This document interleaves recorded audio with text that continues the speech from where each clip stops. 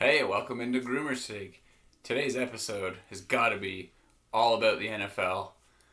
Mostly the draft, but oh man, holy smokes. It has to start off with the continued saga of Aaron Rodgers and the Green Bay Packers. Wow. So Aaron Rodgers wants out. He says he will not return to the team next season if GM Brian Gutekunst, sorry about that, if he's still there.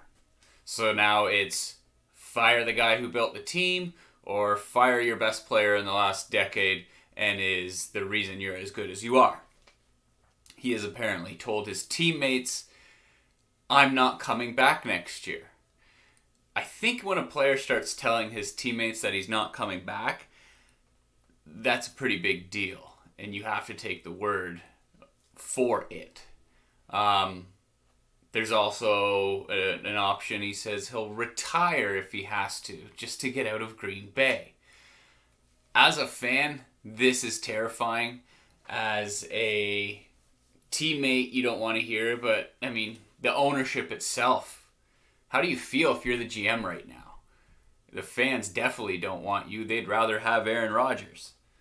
This is an insane story. We'll see where it goes. Apparently the 49ers offered quite the haul for Aaron Rodgers. I think it involved 3 first-round picks, up to 7 players. That could be wrong. That's a lot of players. And it was turned down by Green Bay. But that was before a lot of this news came out. Now that it's all out, if Green Bay tries to circle back and goes to the 49ers, they're not going to say, yeah, okay, we'll give you the same package. They're going to take some away because they know that the Packers want him out. Or they can't keep the GM if that's the thing. It's just, I don't see that happening. You have to keep Aaron Rodgers. He's too good. And where can he go otherwise? I don't know. You hear Vegas, you hear Broncos. Broncos would be a pretty good fit. Of course, on a Steeler Instagram page, fan page, you see, oh, the Steelers. Yeah, right. Not going to happen. Aaron Rodgers will be a Green Bay Packer. I just don't see anything else. Why? I don't get it. You need him. And just, by the way, Jordan Love, yes, got drafted. But look how long Aaron Rodgers sat on the bench behind Brett Favre before he got his chance. I think it was 4 or 5 years, was it not? So, let's just relax. Did they need to bring in Love when they did? No.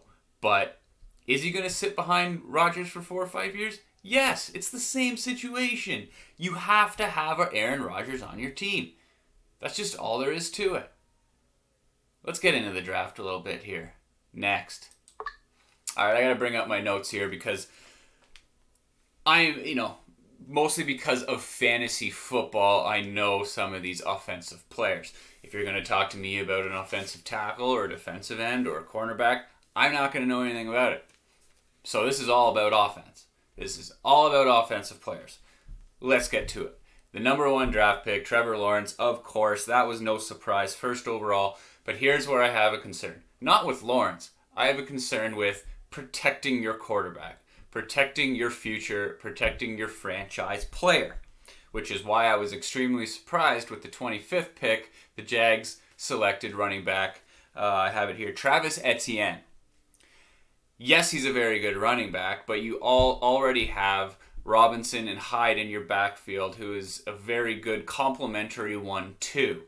And now you add Etienne, it's more weapons, but I'd rather protect the quarterback. Now, who am I? I don't know what they did later in the rounds to do it, but if the best player's there to protect your guy for the next 6, 7, 8 years, I would take him. Or maybe they have plans to trading any running back pieces to fill that protection void. And yes, I think teams get a little bit excited. They both played at Clemson, Etienne and Lawrence, so maybe they like that vibe, they like that chemistry, and they want to go with it. But hey, first overall pick, and then Etienne, good little package there, good first round for the Jags. Number 2 overall, Zach Wilson. The Jets get another chance.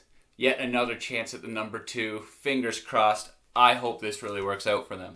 Number 3 pick, San Francisco 49ers. This is the one that was intriguing to a lot of people. Will they keep it? What will they do with it? Will they try and trade it? Because they weren't very happy with Jimmy Garoppolo. It doesn't look like his future there is very nice. But they went with Trey Lance. I didn't know anything about him before, but he looks like he can do it.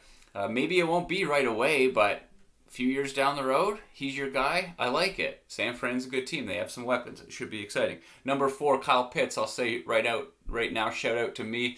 I drafted him 4th overall in my Dynasty League. What I hear about him before he was even drafted is the guy doesn't drop a ball. He's got Velcro on his hands. Love it. He's a beast.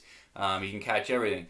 And now you get Matt Ryan throwing him the ball in Atlanta. That's very exciting. And if the Julio Jones thing, if they actually want to move on, they still have Calvin Ridley and all that, but Pitts will get a lot more,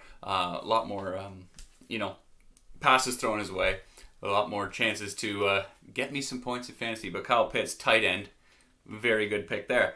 Number 5, Jamar Chase. We have another situation here where he played at LSU with Burrow, so maybe they're going to vibe together. They're going to have that chemistry. But again, look what happened to Burrow last year. Busted up his knee. Gone for the season. Why? Because you couldn't protect him. Maybe since he made another draft pick later in and they got an offensive tackle. Maybe they did. That'd be cool. But Jamar Chase, pretty good weapon. Number 6, Jalen Waddle. Hurt his knee.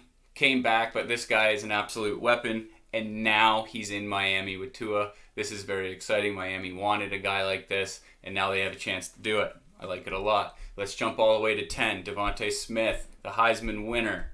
Here we go, going to the Eagles. Let's look at these names. Jalen Reagor, Miles Sanders, Dallas Goedert, and Jalen Hurts. Now you're adding Devontae Smith. This is exciting. This could be the start of something special for the Eagles. Shout out. Here we go. Number 11, Justin Fields. Okay, Chicago, you gave up a big haul to move up, and you did it again. You got a quarterback. He didn't jump all the way to 2 like before, make the huge mistake in Trubisky. Justin Fields. Let's go. Hopefully this is something for Chicago. I want Chicago to do well. I really do, because I like the pieces that they have. Number 15, Mac Jones. Just compare the 2 pitchers, people. Brady and Mac Jones. Doesn't mean anything. Mac Jones, national champion. Let's see. It could be something good. Hey, best for last, of course. Number 24, Najee Harris going to the Steelers. The first running back off the board. Here we go. They've wanted this for a while. He can kind of run downfield. He can bob in and out like a Le'Veon Bell or put his head down like a Jerome Bettis.